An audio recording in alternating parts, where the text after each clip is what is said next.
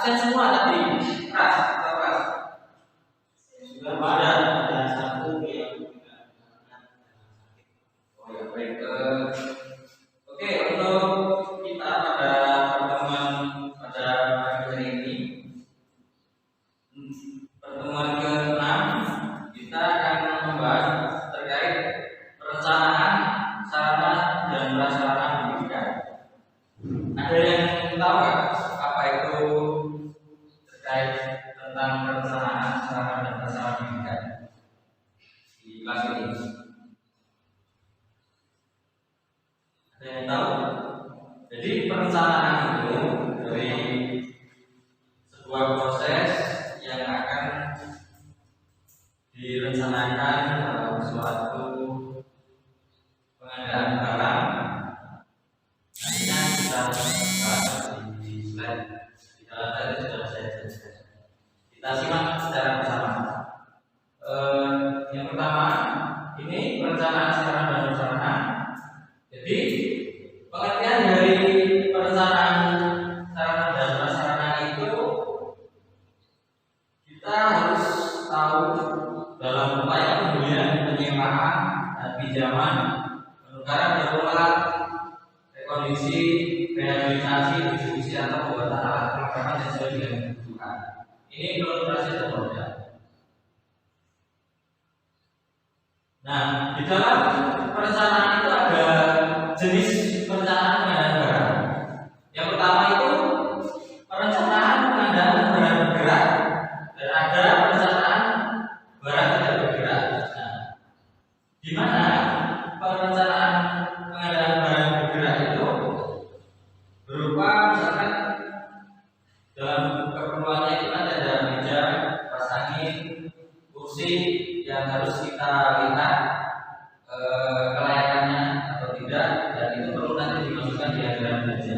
Kemudian perencanaan pengadaan barang tidak bergerak. Nah, ini misalnya kita akan membeli tanah atau memberikan lokasi tanah yang strategis yang rencananya nanti akan dalam tahap pengembangan atau apa dan sebagainya.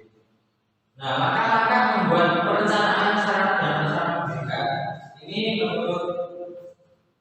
menurut Barnawi dan Arifin, proses perencanaan pada barang bergerak antara lain menyusun daftar kebutuhan sekolah. Nah, jadi kita harus tahu kebutuhan sekolah ini apa saja yang akan kita butuhkan dan akan kita belajarkan.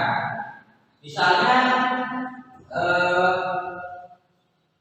sarana dan prasarana ini dalam kebutuhan misalnya untuk kursi, meja, dan yang lainnya. Nanti kemudian diestimasikan kira-kira habis berapa biaya yang dianggarkan dan dibelanjakan.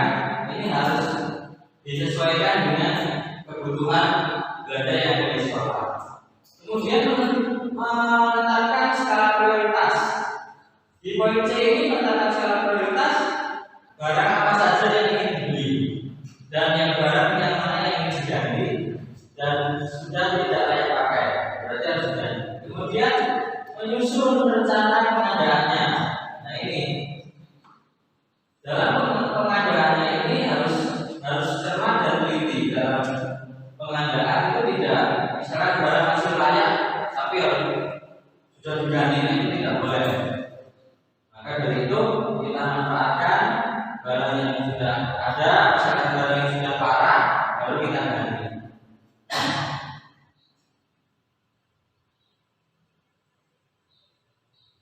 Nah, ini menurut Barnawi dalam proses perencanaan pada barang tidak bergerak antara lain. Kita lihat di bawah ini, kita lanjutkan dulu. Mudah diakses, kemudian terletak pada lingkungan pendidikan, ukuran lokasi, lingkungan tidak lembab, keadaan tanah ini cukup baik, dan kecukupan air, kondisi air, kesediaan cahaya matahari, kemudian tidak berdekatan dengan keramaian. Jadi di dalam dalam semuanya ini kita harus bisa mengetahui sebelum kita melihat. Kemudian ada langkah-langkah perencanaan pengadaan tanah. Nah ini, yang pertama itu menganalisis kebutuhan tanah. Menganalisis kebutuhan tanah ini tentunya kita harus paham bagaimana dengan tekstur tanah yang kita butuhkan, luasnya berapa, tempatnya strategis atau tidak, dan perlu adanya survei lokasi. Tujuannya agar dalam survei lokasi ini supaya nanti di dalam untuk pembangunannya itu supaya siswa untuk belajar yang nyaman, tempatnya sangat sejuk dan mudah terjangkau, bisa dilalui dengan kendaraan dan tidak ada kendala yang lainnya. Kemudian mengadakan survei tanah. Nah, mengadakan survei tanah ini kita harus paham bagaimana dalam pengadaannya kita tidak sembarangan untuk merencanakan langkah-langkah dari semua ini. Kemudian perencanaan dalam membangun sarana dan prasarana. Yang pertama itu menyusun rencana bangunan yang dibutuhkan, kemudian survei lokasi, menyusun rencana konstruksi dan arsitektur bangunan, kemudian menyusun anggaran biaya PKB, kemudian ada menetapkan rencana anggaran biaya PKB. Dari semuanya ini tentunya ada tahapan yang harus kita pahami. Yang terakhir itu adalah menetapkan rencana anggaran biaya ini. Jadi kita harus betul-betul untuk merancang anggaran biaya ini supaya tidak kita salah dalam menetapkan budget jumlahnya. Jadi nanti bisa dirujukan pada anggaran yang di tahun depan. Selanjutnya ada menyusun rencana menentukan kebutuhan barang.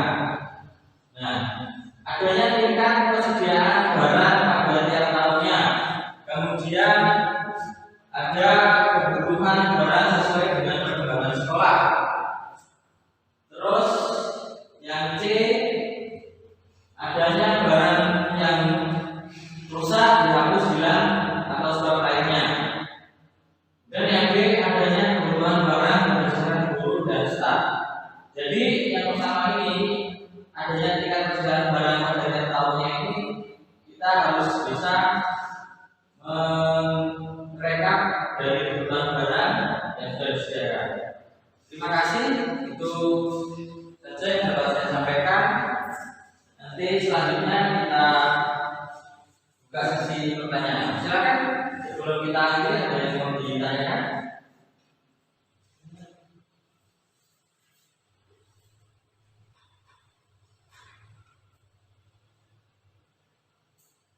Izin bertanya Pak? Ya silakan.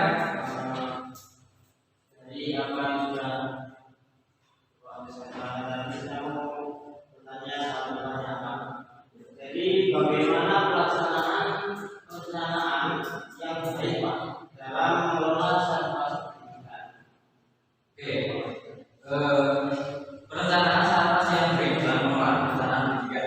Jadi perlu kita ketahui bersama, tentunya dalam perencanaan pengelolaan yang baik itu yang ini tadi kita sampaikan di sini, kita harus bisa merencanakan pengadaan barang yang bergerak itu seperti apa, kemudian pengadaan barang yang tidak bergerak itu seperti apa. Jadi kita harus paham, misalnya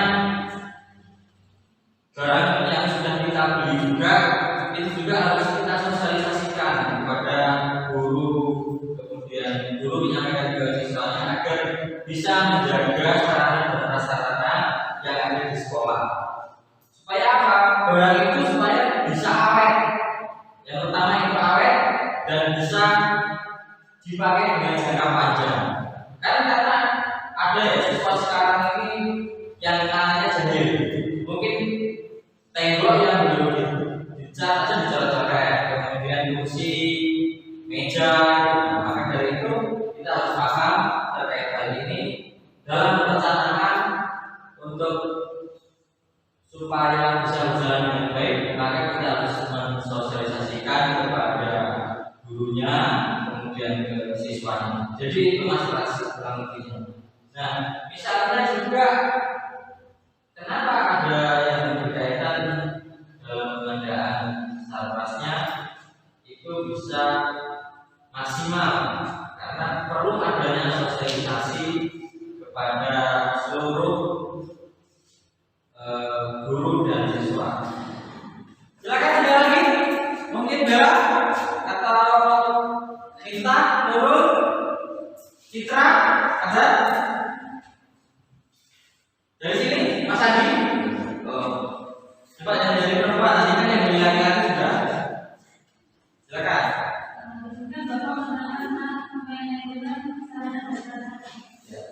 Di dalam suatu lembaga, kenapa kok harus ada sarana dan prasarana setiap lembaga? Kalau tidak itu seperti apa pembinaan? Ya baik.